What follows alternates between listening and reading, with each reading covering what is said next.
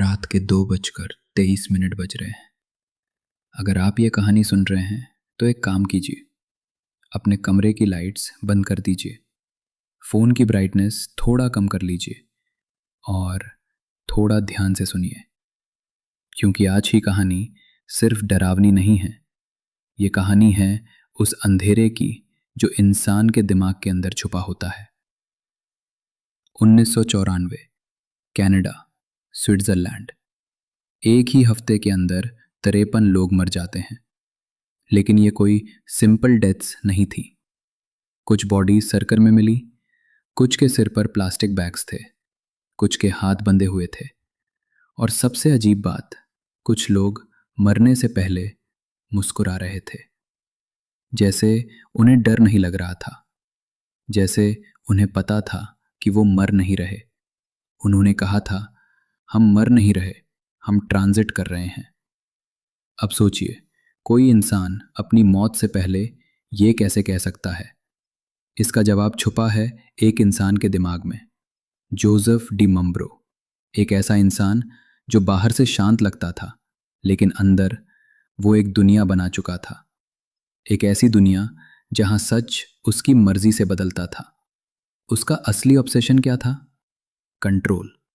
लोगों के दिमाग पर कंट्रोल, उनकी सोच पर कंट्रोल, उनकी रियलिटी पर कंट्रोल। वो जानता था, अगर इंसान की बिलीफ सिस्टम बदल दी जाए तो वो इंसान कुछ भी कर सकता है। शुरुआत में उसने स्पिरिचुअलिटी का रास्ता चुना, मेडिटेशन, एनर्जी, इनर अवेकनिंग। वो लोगों से कहता, तुम स्पेशल हो, तुम बाकी लोगों जैसे नहीं हो। और यही वो पॉइंट है जहां एक इंसान ट्रैप में फंसता है, क्योंकि हर इंसान खुद को स्पेशल मानना चाहता है। धीरे धीरे लोग उसके पास आने लगे। फिर उसकी मुलाकात हुई लुक जुरेट से, एक डॉक्टर, लेकिन उससे भी ज्यादा एक हिप्नोटिक स्पीकर। वो बोलता नहीं था, वो लोगों को कन्विंस करता था। कुछ ही मिनटों में लोग उसे बिलीव करने लगते थे। 1984, दोनों ने मिलकर एक ग्रुप बनाया, order of the solar temple. शुरुआत में यह बस एक स्पिरिचुअल ग्रुप था, थोड़ा मिस्टीरियस, थोड़ा सीक्रेट, लेकिन डेंजरस अभी नहीं। फिर धीरे धीरे रूल्स बदलने लगे। मेंबर्स को कहा गया, बाहर की दुनिया करप्ट है, सिर्फ हम सच्चे हैं, तुम चुने हुए लोग हो। और धीरे धीरे उनका कनेक्शन रियल वर्ल्ड से टूटने लगा और एक नई रियलिटी बन गई जिसे उन्होंने खुद बनाया था। फिर एक दिन डी मैम्ब्रो ने एक कॉन्सेप्ट इंट्रोड्यूस किया, ट्रांजिट। उसने कहा, एक दिन हमें इस दुनिया को छोड़ना होगा, लेकिन यह मौत नहीं होगी, ये एक जर्नी होगी। हम एक हायर डायमेंशन में जाएंगे। और फिर उसने एक डेस्टिनेशन बताया, सीरियस। अब यहां एक सवाल उठता है, सीरियस क्या है? सीरियस कोई इमेजिनरी जगह नहीं है, यह असल में एक स्टार है, आसमान में। ये अर्थ से दिखने वाला सबसे ब्राइट स्टार है। इसे डॉग स्टार भी कहा जाता है, लेकिन डी मैम्ब्रो ने इसे एक दूसरी दुनिया बना दिया। वहां हमारी असली जिंदगी है, वहां हम इमॉर्टल होंगे। अब इमेजिन करो, आप एक कमरे में बैठे हो, चारों तरफ कैंडल्स जल रही हैं, सब लोग रॉब्स पहने हुए हैं, और आपका लीडर कह रहा है, तुम इस दुनिया के नहीं हो, तुम्हें यहां नहीं रहना चाहिए। धीरे धीरे ये बात आपके दिमाग में बैठने लगती है। पहले डाउट आता है, फिर क्यूरियोसिटी, और फिर बिलीफ। यही होता है ब्रेन वॉशिंग। लेकिन हर कहानी में एक ऐसा इंसान होता है जो सच देख लेता है, और इस कहानी में वो था टोनी डुटवा। लेकिन टोनी सिर्फ एक मेंबर नहीं था, वो इस कल्ट के सबसे डेंजरस लोगों में से एक था, क्योंकि वो जानता था कि चमत्कार कैसे बनाए जाते हैं। टोनी डी मैम्ब्रो के सबसे करीब लोगों में था, इतना करीब कि उसे ऑलमोस्ट एडॉप्टेड सन जैसा माना जाता था। लेकिन उसका असली काम क्या था? वो था इल्यूजन क्रिएट करना। जब रिचुअल्स होते थे तो लाइट्स अपने आप जलती थी, कमरे में अजीब वॉइसेस गूंजती थी, ऑब्जेक्ट्स बिना छुए हिलते थे, और लोगों को लगता था कि वो किसी हायर पावर से कनेक्टेड हैं। लेकिन सच कुछ और था।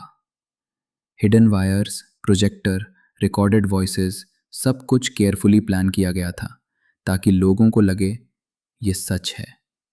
और यहीं से शुरू होता है ब्रेन वॉशिंग का सबसे डेंजरस फेज, क्योंकि जब इंसान अपनी आंखों से चमत्कार देखता है तो वो सवाल करना बंद कर देता है।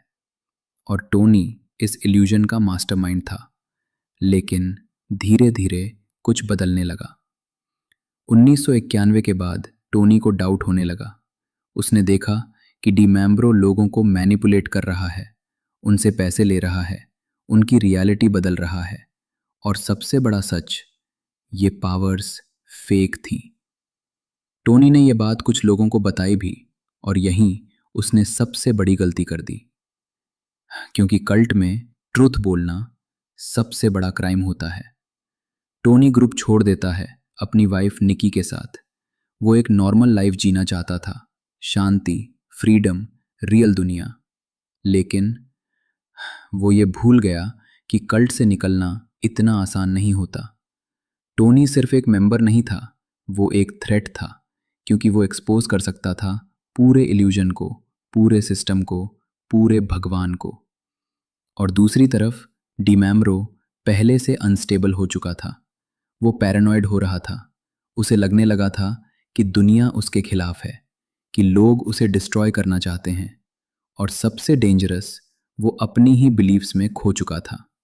उसे सच और झूठ में फर्क दिखना बंद हो गया था। उसने अपनी बेटी को कॉस्मिक चाइल्ड मान लिया था, एक मेसिए जो उन्हें सीरियस तक ले जाएगी। और फिर टोनी और निकी ने एक बच्चा पैदा किया, क्रिस्टोफर। और यहीं सब कुछ बदल गया। डिमैम्ब्रो ने इस बच्चे को देखा और उसके दिमाग में एक ख्याल आया, ये बच्चा एंटी क्राइस्ट है। क्यों? क्योंकि उसने अपनी दुनिया बना ली थी, जहां हर चीज का मीनिंग वो खुद तय करता था।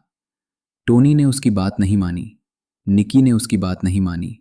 उन्होंने बच्चा पैदा किया और उसका नाम रखा क्रिस्टोफर इमैनुअल। ये नाम डिमैम्ब्रो को ट्रिगर कर गया, क्योंकि उसकी अपनी बेटी का नाम था इमैनुअल, जिसे वो मेसाया मानता था। और अब उसके दिमाग में एक कहानी बन चुकी थी, एक battle, good versus evil, messiah versus antichrist. लेकिन असली दुनिया में यह सिर्फ एक बात थी, पावर लॉस। टोनी ने उसका कंट्रोल तोड़ दिया था और अब उसे कंट्रोल वापस चाहिए था, किसी भी कीमत पर।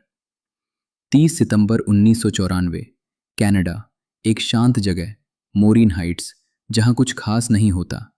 लेकिन उस दिन एक डिनर प्लान किया गया, टोनी और उसके फैमिली के लिए। सब नॉर्मल लग रहा था, लेकिन ये डिनर नहीं था, ये एग्जीक्यूशन था। टोनी को अलग भेजा गया, बेसमेंट में, दरवाज़ा बंद, अंधेरा, और पीछे 2 लोग इंतज़ार कर रहे थे। बेसबॉल बैट, पहला वार, फिर दूसरा, फिर रुकना नहीं जब तक वो हिलना बंद न कर दे। लेकिन टोनी फाइट करता है, क्योंकि वो जानता है ये अंत है। फिर नाइव्स, बार बार। ये सिर्फ मर्डर नहीं था, ये पनिशमेंट था। ऊपर निकी सब समझ चुकी थी। जब उसे नीचे लाया गया, उसने रेजिस्ट नहीं किया, क्योंकि कभी कभी फियर इतना गहरा होता है कि बॉडी फ्रीज हो जाती है। और फिर क्रिस्टोफर, एक 3 महीने का बच्चा, उसे प्लास्टिक बैग में रखा गया और उसके दिल में वुडन स्टेक घुसाया गया, क्योंकि उनके लिए ये मर्डर नहीं था, ये एक रिचुअल था, एक मिशन। उस रात सिर्फ एक फैमिली नहीं मरी, एक इल्यूजन को बचाने के लिए रियल लोग मारे गए। और यहीं से कहानी बदल जाती है, क्योंकि अब ये सिर्फ कल्ट नहीं, टोनी और उसके फैमिली की मौत के बाद सब कुछ बदल चुका था। लेकिन बाहर की दुनिया को अभी तक कुछ पता नहीं था। कल्ट के अंदर एक नैरेटिव तैयार किया जा चुका था। ट्रांजिट शुरू हो चुका है। अब यह सिर्फ एक बिलीफ नहीं था, यह एक कमांड था। स्विट्जरलैंड, चेरी, एक छोटा सा गांव, शांत, सामान्य। लेकिन उस रात वहां कुछ भी नॉर्मल नहीं था। एक फार्म हाउस, बाहर से बिल्कुल साधारण, लेकिन अंदर एक रिचुअल तैयार हो रहा था। 23 लोग, मेन, विमेन, सब एक जगह इकट्ठा हुए थे। कुछ लोग ऑलरेडी जानते थे कि आज कुछ स्पेशल होने वाला है, कुछ बस ब्लाइंडली फॉलो कर रहे थे। कमरे में कैंडल्स जल रही थी, हल्की रोशनी, शैडोज दीवारों पर हिल रही थी। एक सेरेमनी शुरू होती है, चांट्स, स्लो वॉइसेस, एक हिप्नोटिक रिदम, और फिर ड्रिंक्स सर्व किए जाते हैं। वाइन, लेकिन ये सिर्फ वाइन नहीं थी, इसमें सेडेटिव्स मिले हुए थे। धीरे धीरे लोग पीते हैं, कुछ हंस रहे हैं, कुछ गा रहे हैं। एक टेप बाद में मिली जिसमें ये सब रिकॉर्ड था। लोग खुश लग रहे थे, जैसे ये एक सेलिब्रेशन हो, ना कि मौत। कुछ ही देर में इफेक्ट्स शुरू होते हैं। पलकें भारी होने लगती हैं, बॉडी रिलैक्स होने लगती हैं। कुछ लोग जमीन पर बैठ जाते हैं, कुछ लेट जाते हैं, और फिर साइलेंस। लेकिन ये एंड नहीं था, ये तो बस शुरुआत थी।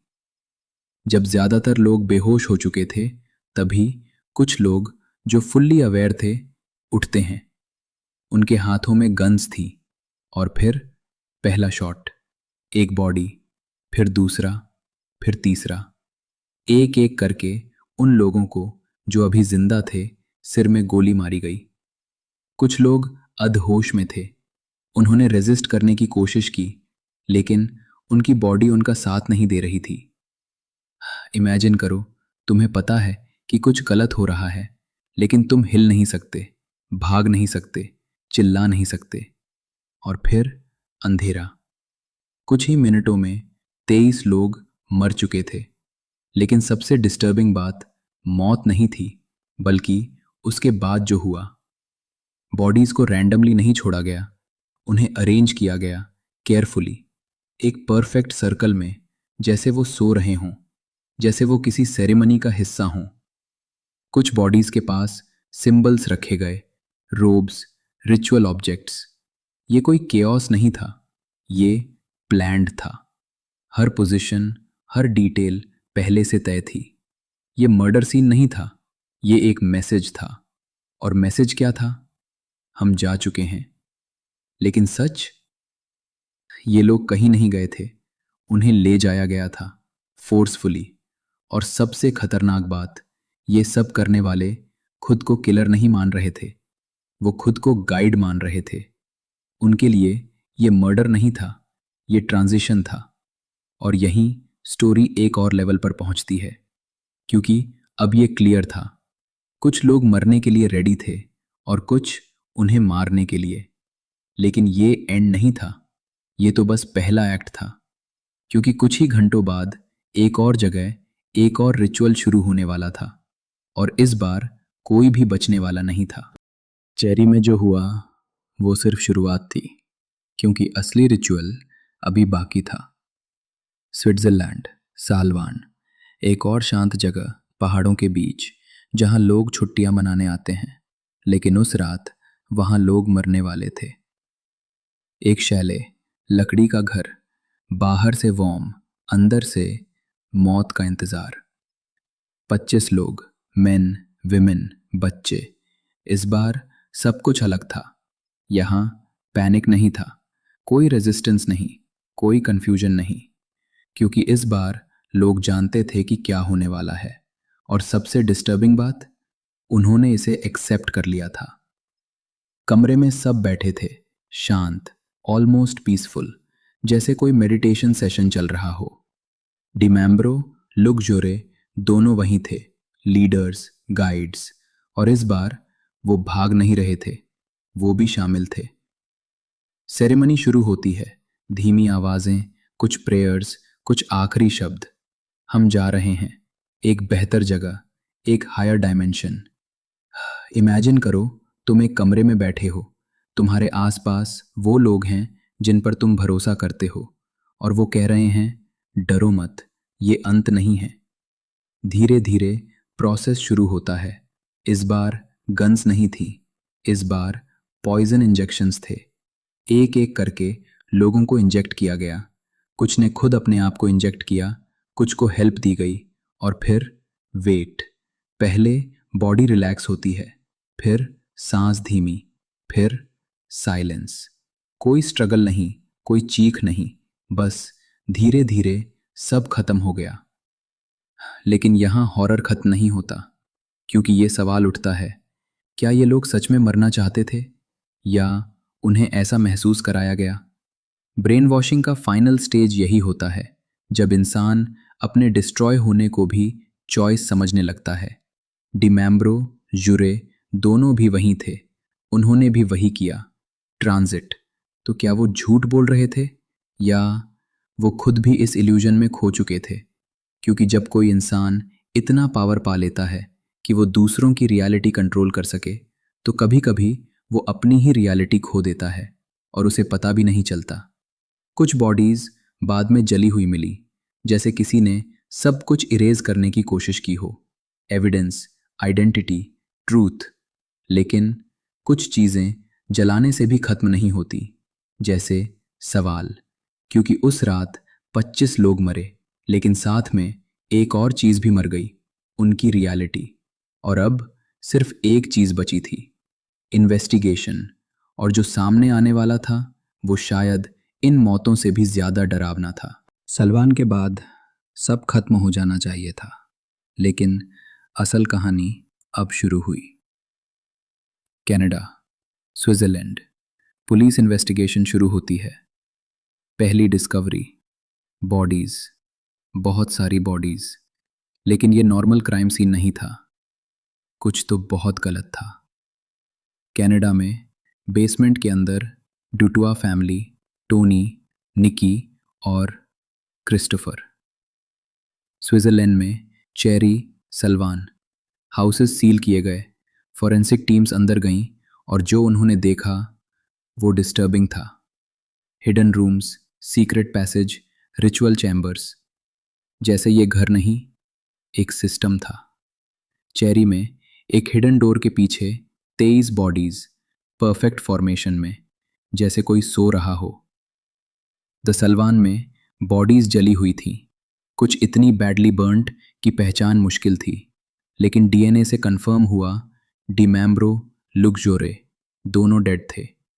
लीडर्स, जिन्होंने ये सब शुरू किया और ख़त्म भी किया। ऑटोप्सी रिपोर्ट्स आईं, पॉइजन, सेडेटिव्स, यानी कुछ लोग सोते हुए मरे, कुछ को मारा गया। एक ही जगह दो अलग कहानियाँ, सुइसाइड और मर्डर। फिर मिला द टेस्टामेंट, एक लेटर केयरफुली लिखा हुआ, जिसमें लिखा था, ये सुइसाइड नहीं है, ये ट्रांजिट है, हम एक बेहतर दुनिया में जा रहे हैं। सीरियस। इस लेटर में कैटेगरीज भी थीं, ट्रेटर्स, इमॉर्टल्स, अवेकेंड, यानी हर इंसान की मौत पहले से डिसाइड थी, कौन मरेगा, कैसे मरेगा और क्यों। इन्वेस्टिगेटर्स को टेप्स भी मिली, ऑडियो, वीडियो। एक टेप में मेंबर्स बैठे हैं, कुछ हंस रहे हैं, कुछ गा रहे हैं, जैसे कोई सेलिब्रेशन हो। फिर ड्रिंक्स, धीरे धीरे उनकी आंखें बंद होने लगती हैं और वो सो जाते हैं हमेशा के लिए। सबसे डिस्टर्बिंग क्या था, उन्हें पता ही नहीं था कि ये एंड है, या शायद उन्हें बताया गया था कि ये एंड नहीं है। और यहीं सबसे बड़ा सवाल खड़ा होता है, क्या ये सब लोग खुद मरना चाहते थे या उन्हें मरने पर मजबूर किया गया? और डिमैम्ब्रो, जोरे, क्या वो कॉन आर्टिस्ट्स थे या वो खुद भी इस इल्यूजन में फंस चुके थे? क्योंकि सबसे खतरनाक झूठ वही होता है जिसे बोलने वाला खुद सच मानता है। आज तक ये क्लियर नहीं है कितने लोग विलिंगली मरे, कितनों को मारा गया, लेकिन एक बात बिल्कुल क्लियर है, बिलीफ अगर गलत हाथों में चला जाए तो मौत से भी ज़्यादा खतरनाक हो सकता है। तो अगर कभी कोई आपको ये कहे, तुम स्पेशल हो, तुम चुने हुए हो, तुम्हें इस दुनिया को छोड़ना चाहिए, तो एक बार रुकना, सोचना और भाग जाना। क्योंकि हर ट्रांजिट मुक्ति नहीं होती, कुछ सिर्फ अंधेरे में गिरने का दूसरा नाम होती है।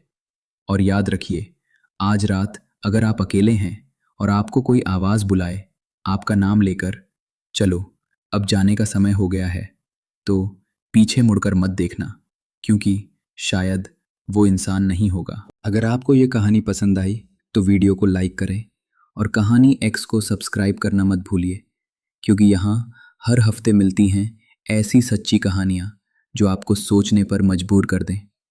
और याद रखिए, हर डरावनी कहानी सिर्फ कहानी नहीं होती, कुछ सच भी होती हैं।